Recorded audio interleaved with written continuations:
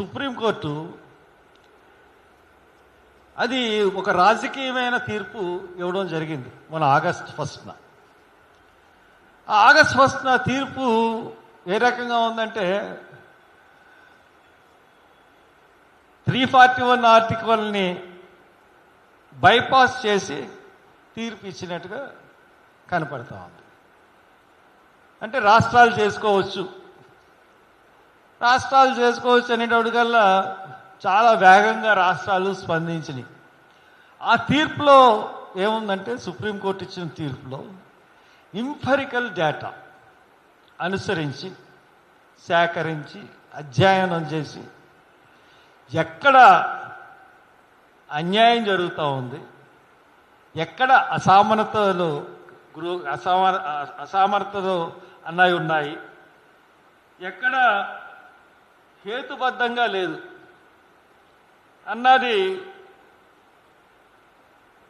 Experience చేసి research చేసి దాని ప్రకారం గణాంకములకు కుల గణాంకాలు చేసిన తర్వాత ఈ యొక్క దీన్ని చేయమని ఉంది. కానీ దురదృష్టం ఏంటంటే అసలు కులగణన అన్నది ఎప్పుడో నుంచో జరగట్లేదు మొత్తం భారతదేశంలో. ఇది తీర్పు ఒక 2 రాష్ట్రాలకి గురించి ఇచ్చిన తీర్పు కాదు, భారతదేశానికి గురించి అంతటికీ ఇచ్చిన తీర్పు.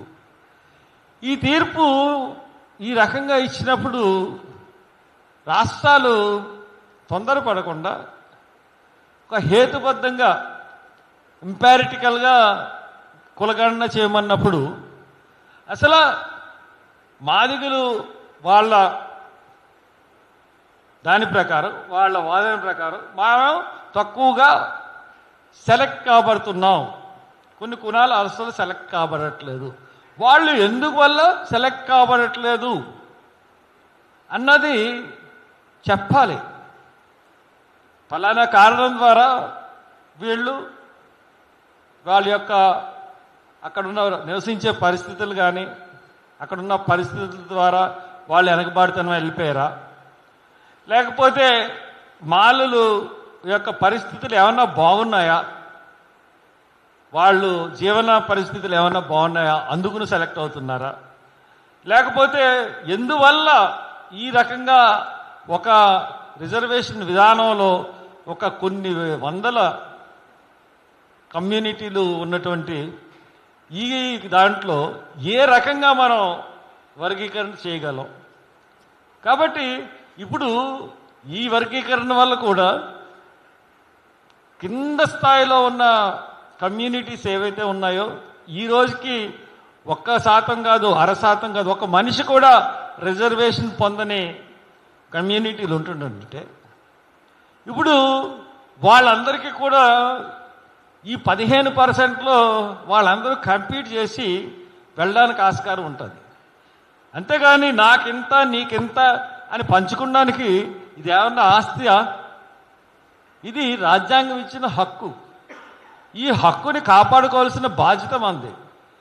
ఇప్పుడు ఉన్న రాజకీయ పార్టీలు ఏ రకంగా ఉన్నాయంటే ముఖ్యంగా తెలుగుదేశం పార్టీ ఇది ఫస్ట్ నుంచి కూడా అది నిన్న కూడా పవన్ కళ్యాణ్ చెప్తాడు హేతు ఇతనే చంద్రబాబు నాయుడు. చంద్రబాబు నాయుడికి ఎందువల్ల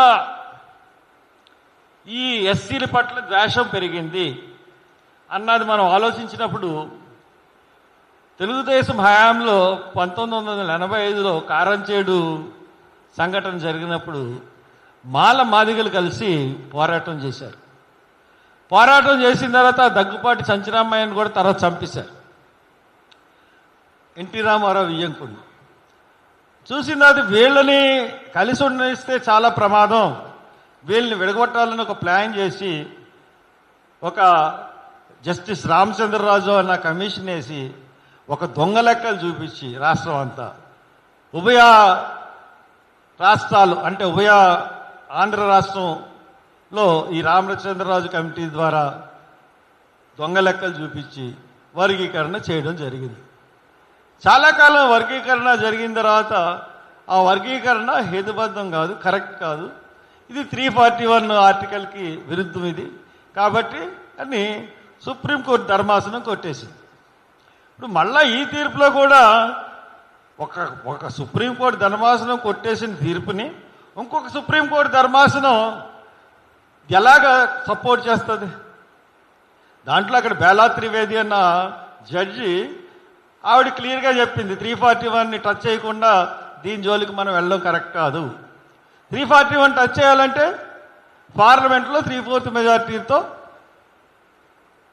మనం రాజ్యాంగ సవరణ చేసి దీన్ని చేయొచ్చు.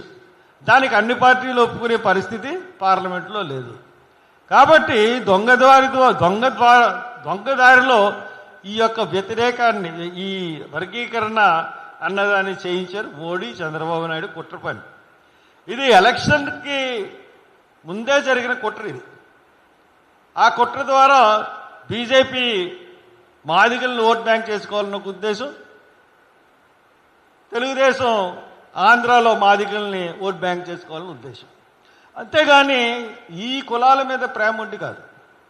ఈ రోజున ఇంత అశాస్త్రీయంగా ఈ రోజున చేశారు. సుప్రీంకోర్టు తీర్పులో ఏముందంటే ఈ వర్గీకరణ చేస్తూ ఖచ్చితంగా దీంట్లో క్రిమీ లేయర్ పాటించాలి అన్నది తీర్పు.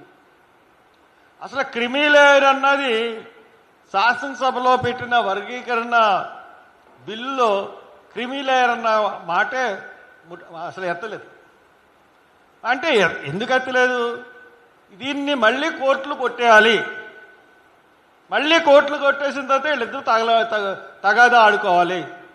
తగాదా ఆడుకున్న తర్వాత మళ్ళీ మనం వీళ్ళని ఎంకరేజ్ చేసి వీళ్ళకి ఎస్సీ బిల్స్ కానీ, ఎస్సీ ప్రోగ్రామ్స్ కానీ, ఎస్సీ బెనిఫిట్స్ కానీ ఇవ్వకుండా కాలం గడిపేయాలి.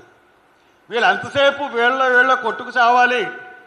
వీళ్ళు అభివృద్ధి మీద ధ్యాస పట్టకూడదు. వీళ్ళ రాజ్యాధికారం వైపు చూడకూడదు. వీళ్ళని రాజ్యాధికారం వైపు చూసినట్లయితే మళ్ళీ ఎవరికి కూడా రాజ్యాధికారం రాదు. జనాభా సంఖ్య అత్యధికులు వీళ్ళే ఎస్సీసే కాబట్టి వీళ్ళని రాజ్యాధికారంకి దూరంగా చేయాలన్న కుట్రే ఈ యొక్క ఎస్సీ వర్గీకరణ. దీనికి ఆద్యుడు చంద్రబాబు నాయుడు. ఈ రోజున ఆయన ఎస్సీ స్కీమ్స్ అన్నీ కూడా ఆపేశాడు. స్కాలర్షిప్స్ ఇవ్వట్లేదు.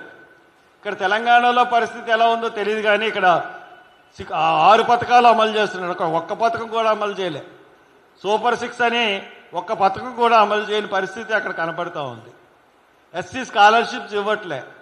ఇక్కడ ఏదో ఇంటిగ్రేటెడ్ స్కూల్స్ అని చెప్పి ఏదో మొత్తం ఎస్సీ బీసీసీకి ఒక స్కూల్స్ రూపకల్పన చేస్తుంది ప్రభుత్వం. అక్కడ చూసుకున్నట్లయితే అటువంటి విధానమే లేదు. ఎంతసేపు అమరావతి, పోలవరం ఈ 2 సమస్యలు చెప్తే సంక్షేమం కానీ ఇంకేమీ కూడా పట్టించుకునే పరిస్థితి ఆంధ్రప్రదేశ్లో లేదు. అందుగురించే మేము ఖచ్చితంగా దీని మీద మళ్ళీ కోర్టుకు వెళ్ళడం జరుగుతుంది. కోర్టుకు వెళ్ళడం జరగకుండానే జరిగిన తర్వాత డెఫినెట్గా కోర్టులో కట్టేస్తారు. అది మాకు తెలుసు. పైగా నిన్న కొన్ని టీవీలు చెప్తా ఉన్నాయి అసలు ఎక్కడా కూడా దీనికి ఈ ఉద్యమానికి ఎవరూ ముందుకు రావట్లేదు, ఎవరూ రోడ్ల మీదకి రావట్లేదు అని చెప్తా ఉన్నారు. చాలా పొరపాటు. ఈ రోజున గవర్నమెంట్ చంద్రబాబు నాయుడు ప్రభుత్వం ఎంత భయపడుతుందంటే రేపు ఆదివారం జరగబెట్టబోయే మాలల సింహగర్జనని తిరుపతిలో రద్దు చేసింది. అంటే అనుమతులు ఇచ్చి రేపు అనుమతుల్ని రద్దు చేసింది. సభ పెట్టుకోవడానికి అనుమతులు ఇచ్చి సభ పెట్టకుండా అనుమతులు రద్దు చేసింది. ఈ ఒక్క కారణం చాలు చంద్రబాబు నాయుడు ఎంత భయపడుతున్నాడో వర్గీకరణ. కానీ అక్కడున్న పరిస్థితులు ఏంటంటే ప్రతి లీడర్ని, మాల కమ్యూనిటీకి సంబంధించిన లీడర్స్ని రాత్రి 12ంటికి వెళ్ళి తలుపులు కొట్టి వాళ్ళు ఉన్నారా లేదా అని చేసి చెక్ చేసి వీళ్ళు ఏమన్నా మీటింగ్లు పెట్టుకుంటున్నారా, వీళ్ళు ఏమన్నా ఆర్గనైజ్ చేస్తున్నారా అని చెప్పి భయంకరమైన పరిపాలన అక్కడ జరిపిస్తున్నాడు చంద్రబాబు. అందరూ సెల్ ఫోన్లు ఆఫ్ చేసి పోలీసులకు జడిసి దాక్కునే పరిస్థితుల్ని కల్పిస్తూ ఉన్నాడు. ఆయన ఎస్సీ కేసుల్లో ద్వారా లబ్ధి పొంది వచ్చిన చంద్రబాబు నాయుడు ఈ రోజున ఆ ఎస్సీ కేసులు వదిలేశాడు. ఆ ఎస్సీ కేసులను ఏమీ కూడా తెరవట్లేదు. కానీ ఆయన ఆఫీసుల మీద పెట్టిన కేసులు మట్టుకు తెరిపించి వాళ్ళు అంటే పగ సాధించే విధానం. ఇప్పుడు చూడండి కృష్ణమురళి విషయంలో ఏ రకంగా చేస్తున్నాడో అదేవిధంగా అందరినీ కూడా చాలా డేంజరస్గా ఆయన పరిపాలన సాగిస్తూ వివక్షత చూపెడుతూ బదులు తీర్చుకునే గవర్నమెంట్ ఈ రోజున ఆంధ్రప్రదేశ్లో నడుస్తూ ఉంది. బట్ ఈ యొక్క నిన్న చాలా మాట్లాడారు అసెంబ్లీలో, ఒకళ్ళొకళ్ళు పొగుడుకుంటూ చంద్రబాబు నాయుడు, పవన్ కళ్యాణ్.